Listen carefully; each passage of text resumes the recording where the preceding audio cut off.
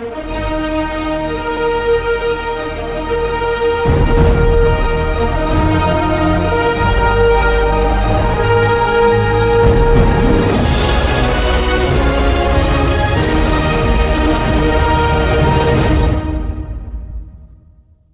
Everyone, this is Rahul Mahobia and welcome back to our channel again.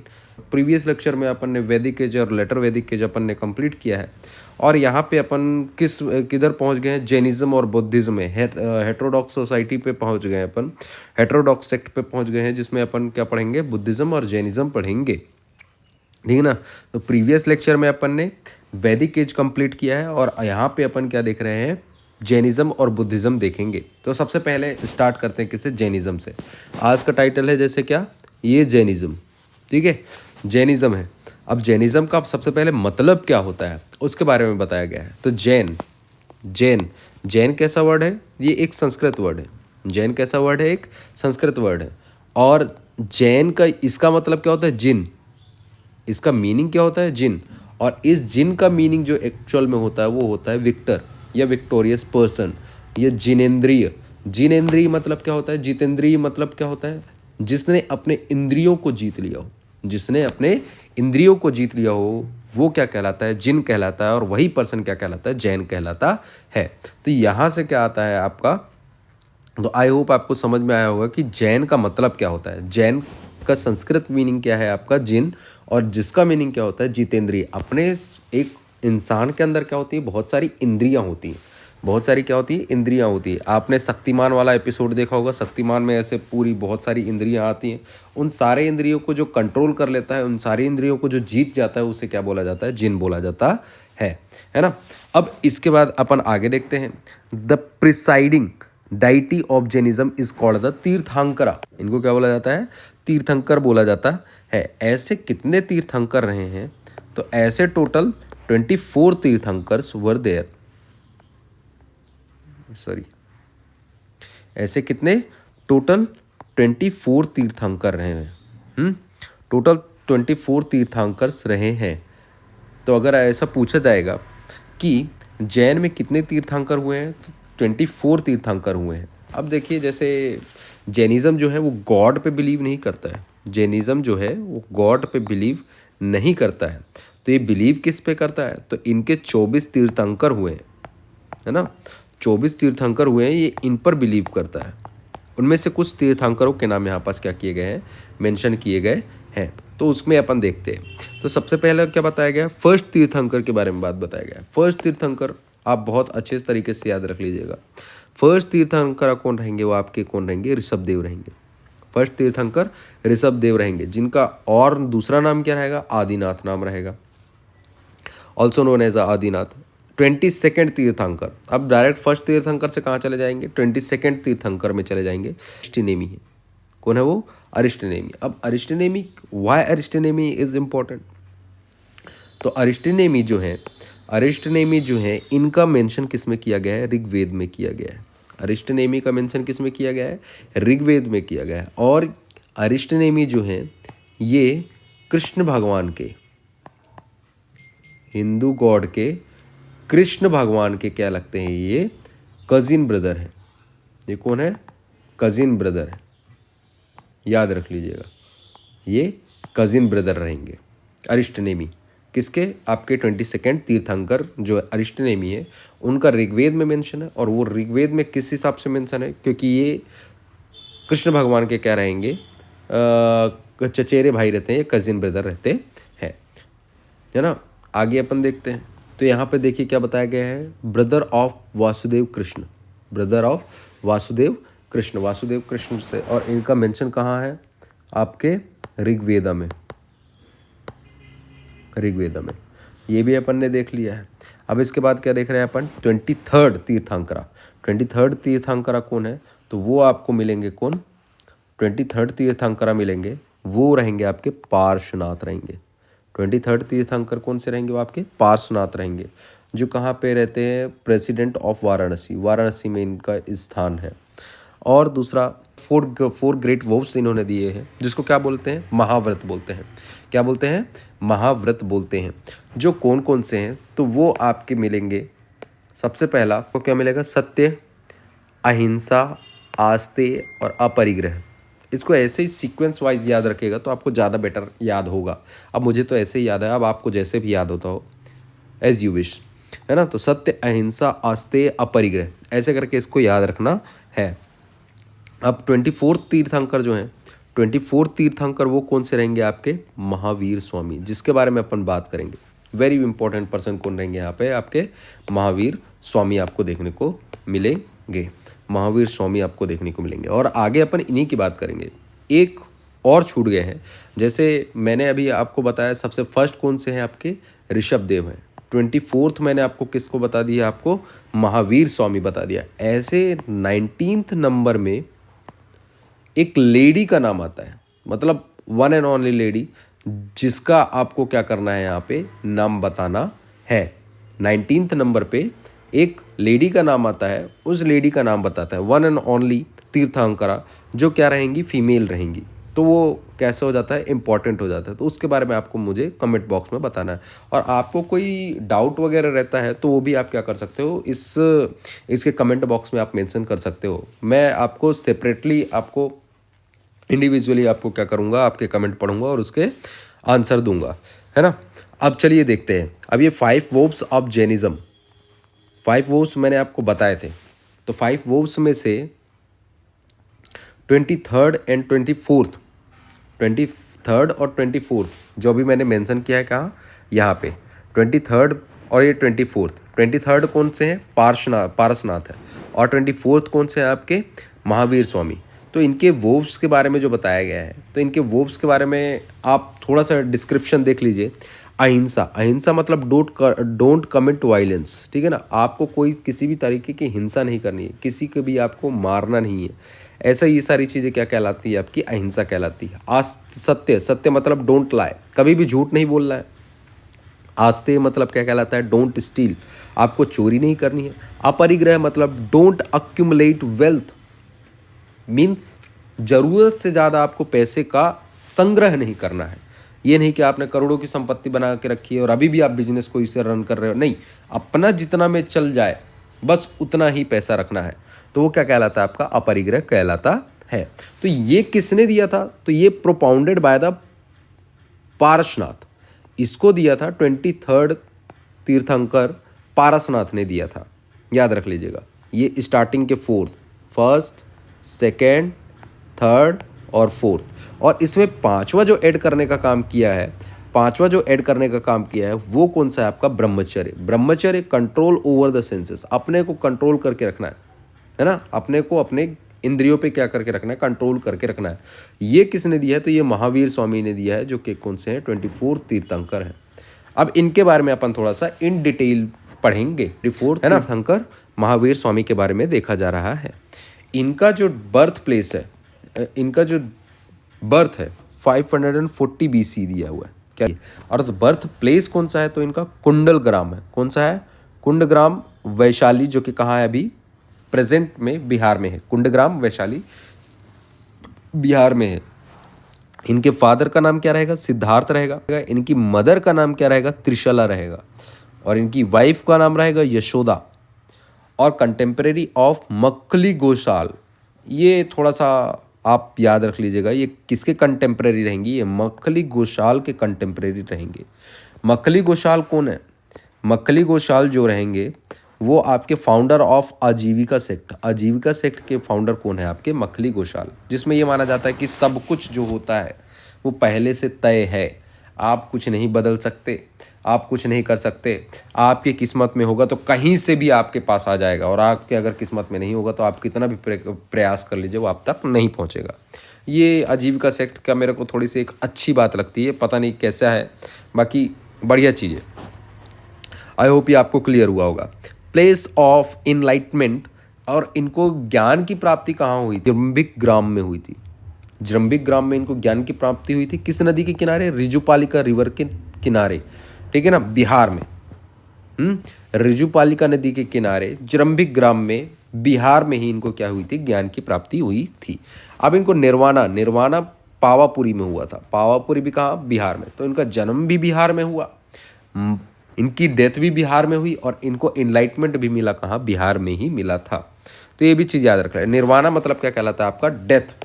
Nirvana मतलब क्या होता है, डेथ को बोलते हैं क्या अपन, निर्वाणा बोलते हैं, है ना, बता दे रहा हूँ मैं आपको। अब इसके बाद क्या देख रहे हैं अपन, जैन फिलोसफी देख रहे हैं। तो ये आपके कुछ बेसिक्स नॉलेज थे आपके किसमें, महावीर स्वामी के बारे में। अब इसके बाद क्या देख रहे हैं अपन, जैन फिलोसफी देख रहे हैं। तो सबसे पहला आपको ये समझना है जैन फिलोसफी क्या होती है। Belief in the rebirth and the theory of Karma. ये रीबर्थ पे बिलीव करते हैं। किस पे बिलीव करते हैं, रीबर्थ पे बिलीव करते हैं। और किस पर बिलीव करते हैं, कर्मा पे बिलीव करते हैं। कि मतलब इंसान का पुनर्जन्म होता है, उस पर बिलीव करते हैं, है ना। और किस पर बिलीव करते हैं, कर्मा पे बिलीव करते हैं। अगर आप किसी के साथ गलत करते हैं तो आपके साथ भी क्या होता है, गलत होता है। कर्मा के थ्रू ही आपका क्या होता है, फिर से आपके साथ क्या हो जाएगा, गलत हो जाएगा। अगर आप गलत कर्म करते हैं तो आपके साथ भी क्या होगा, गलत ही होगा। उस पर बिलीव करते हैं। नॉट एक्सेप्टेंस ऑफ गॉड, मैंने पहले भी मेंशन किया कि ये जो है गॉड को नहीं मानते हैं। जैन धर्म गॉड को नहीं मानता है। Both war and agriculture are forbidden. Jain धर्म में वॉर में और एग्रीकल्चर में बिलीव नहीं किया जाता है ना। ऐसा क्यों, क्योंकि both involve the violence against the animal. दोनों ही जगह पे क्या होती है, जान की हानि होती है ना। वॉर में जैसे आर्मी में कोई इंसान है तो किसी न किसी को मारेगा भाई। एग्रीकल्चर में भी है, तो एग्रीकल्चर में पशु पक्षी कुछ भी ऐसे करके क्या होते हैं, मरते ही हैं, या फिर उनके वो मारा जाता है, हाँकने के लिए मारते हैं ना कि आगे चले हो ऐसा करके। तो वो क्या कहलाता है आपका, एग्रीकल्चर। इन सब में भी क्या किया जाता है, वायलेंस इंक्लूड होता है। तो ये क्या करते हैं, दोनों को फॉरबिड करने का काम करते हैं, मतलब नहीं मानते हैं। तो आप हमेशा देखेंगे जैन धर्म के लोगों को आप ज़्यादा से ज़्यादा किस प्रोफेशन में देखेंगे, तो वो क्या रहेंगे, ज़्यादा से ज़्यादा ट्रेडर्स रहेंगे। क्या रहेंगे वो, ट्रेडर्स रहेंगे। आप बहुत कम ऐसे जैनी देखोगे जो जो क्या रहेंगे, फार्मर रहेंगे। बहुत कम जैनी आप देखोगे जो किस में रहेंगे, आर्मी रहेंगे। इवन मैंने तो आज तक देखा ही नहीं कि कोई बंदा आर्मी में हो वो जैनी रहा हो, है ना। तो ये चीज़ रहता है। तो ये पीस पे बिलीव करते हैं। तो यहाँ जैन लिटरेचर की बात बताई गई। तो जैन लिटरेचर में क्या देखेंगे अपन, तो जैन लिटरेचर में Parishishta Parvan composed by the Hemchandra Suri. Parishishta Parvan नाम की एक बुक है जिसको किसने किसने कंपोज किया है, हेमचंद्र सूरी द्वारा लिखी गई है। किसके द्वारा लिखी गई है, हेमचंद्र सूरी। परिशिष्ट पर्वन नाम की बुक जो है किसने लिखी है, हेमचंद्र सूरी ने लिखी है। भगवती सूत्र, ये एक इम्पोर्टेंट बुक है। कौन सी, भगवती सूत्र। तो भगवती सूत्र में क्या बताया गया, shed light on the Mahavir life. Mahavir Swami के लाइफ के बारे में बताया गया है। महावीर 24 तीर्थंकर, आपको बहुत अच्छे से पता होगा अब तो, है ना। और दूसरी चीज़ 16 महाजनपदास की जानकारी अपने को किस में मिलती है, तो वो आपके भगवती सूत्र में मिलती है ना। एक्चुअल में 16 महाजनपदों की जानकारी जैन और बुद्धिस्ट दोनों टेक्स्ट से मिलती है। जैन में आपके क्या दिल गया, आपका भगवती सूत्र, भगवती सूत्र, और यहां अंगुत्तर निकाय,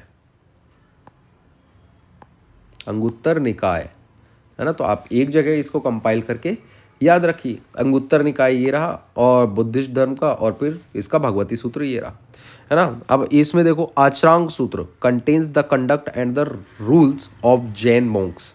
आचरांग सूत्र में क्या बताया गया है, आचरांग सूत्र एक बुक है जिसमें क्या बताया, contain the conduct and the rules of the Jain Monks. Jain Monks को कैसे रहना है, क्या पालन करना है, उनके रूल्स एंड रेगुलेशन क्या होंगे, उसके बारे में किसमें बताया गया है, आचरांग सूत्र में बताया गया है। तो मैंने 3 बुक बताई आपको। सबसे पहला परिशिष्ट पर्वन, हेमचंद्र सूरी द्वारा लिखी गई। इसमें ऐसा कुछ इंपॉर्टेंट नहीं है इतना ज़्यादा। भगवती सूत्र याद रख लीजिए, इसमें महावीर स्वामी के, भगवती सूत्र में महावीर स्वामी के लाइफ के बारे में बताया गया, 16 महाजनपदों के बारे में बताया गया, और अचरांग सूत्र में जैन मोंक के बारे में, जैन मोंक के रूल्स एंड रेगुलेशन के बारे में बताया गया है।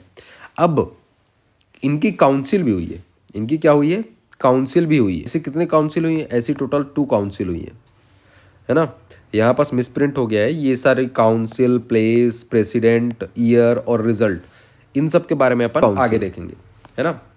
फर्स्ट काउंसिल है और दूसरी कौन सी, सेकेंड काउंसिल। कितनी काउंसिल होंगी जैन धर्म में, केवल 2 ही काउंसिल होंगी। वहीं बौद्ध धर्म में कौन सी होंगी, बौद्ध धर्म में 4 काउंसिल होंगी। तो इसको मैं एक बार डिफ्रेंशिएट भी करके बताऊंगा। अभी अभी तो आप पहला ये पढ़ रहे हैं तो थोड़ा सा आपको ईजी लगेगा, लेकिन जब आप जैन धर्म और बौद्ध धर्म पढ़ोगे तो आपको बहुत ज़्यादा सिमिलैरिटीज़ भी देखने को मिलेंगी, तो आप कंफ्यूज हो जाओगे, है ना। तो उसके लिए भी मैं थोड़ा सा ट्रिक वगैरह बताऊंगा, है। अब इसके बाद देखिए फर्स्ट में क्या देखने को मिलता है। फर्स्ट वाला जो आपको होता है, फर्स्ट आपकी काउंसिल जो होती है वो पाटलिपुत्र में होती है, मॉडर्न डे पटना में। और इसको कंडक्ट कराने वाले कौन रहेंगे? स्थूलभद्र रहेंगे। ये कब से कब तक होती है? 300 BC से 298 BC के बीच में होती है। Jain sect divided into the 2 parts, Digambara and श्वेतांबरा। और फर्स्ट वाले काउंसिल में ही जैन सेक्ट जो है 2 पार्ट में डिवाइड हो जाएगा, श्वेतांबर और दिगंबर पार्ट में डिवाइड हो जाएगा। अभी श्वेतांबर दिगंबर क्या होता है वो अपन आगे डिस्कस करेंगे। सेकेंड वाला जो है, सेकेंड काउंसिल वो कहाँ होगी? वल्लभी गुजरात में। पहली कहाँ हुई थी? पाटलिपुत्र में हुई थी। सेकेंड वल्लभी गुजरात में होगी। और इसके प्रेसिडेंट कौन रहेंगे? देवार्दी क्षमाश्रवण रहेंगे। कौन रहेंगे? देवार्दी क्षमाश्रवण रहेंगे। ये श्वेतांबर आचार्य इनको बोला जाता है, देवार्दी क्षमाश्रवण। और ये 512 CE से 528 CE के टाइम का है। Compilation of the scattered text and their sequences was done, है ना।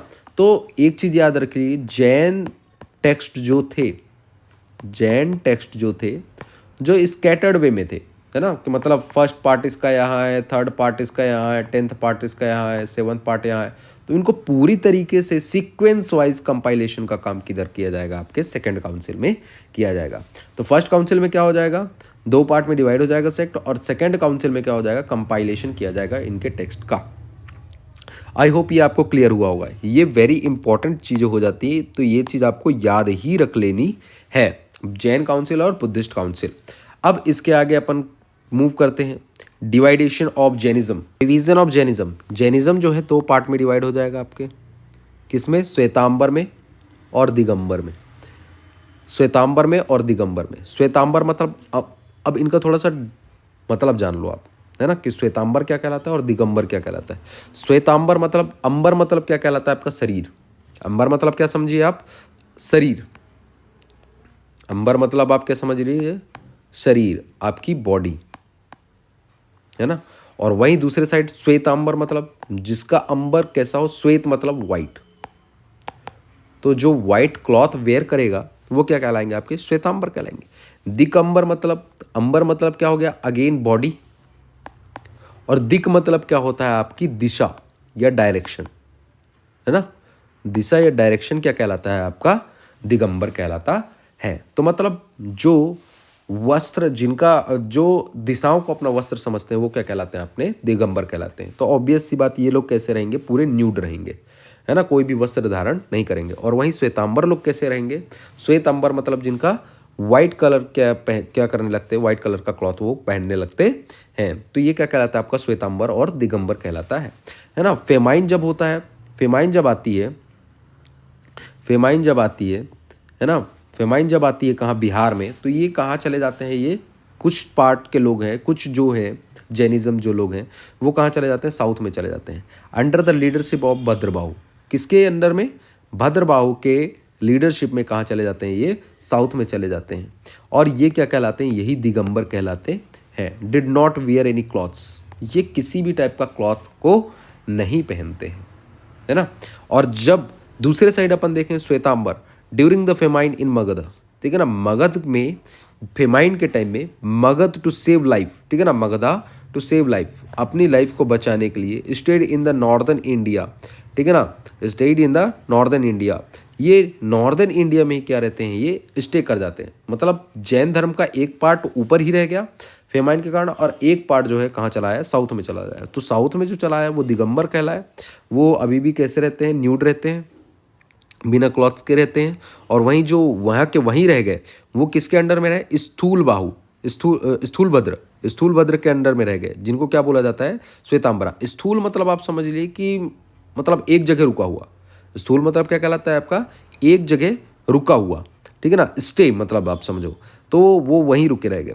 वो वाइट क्लॉथ्स, ये क्या पहनते थे? वाइट क्लॉथ्स पहनते थे। तो ये आई होप ये आपको क्लियर समझ में आया होगा, श्वेतांबर और दिगंबर, ठीक है। अब अपन आगे मूव करते हैं, इनके क्या देखते हैं अपन? फॉलोअर्स देखते हैं।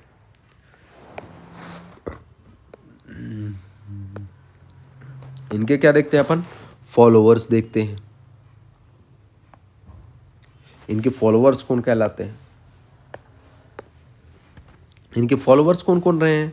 जैन धर्म को मानने वाले राजा सबसे पहले चंद्रगुप्त मौर्य, फिर बिंदुसार और यहाँ पास बिंबिसार, बिंदुसार बिंबिसार दोनों, और चंद्रगुप्त मौर्य। बिंबिसार अलग है, बिंदुसार अलग है, बिल्कुल आप याद रखिएगा। बिंबिसार हर्यक डायनेस्टी से और बिंदुसार मौर्यन डायनेस्टी से बिलोंग करते हैं, तो ये चीज़ आपको याद रख लेना है।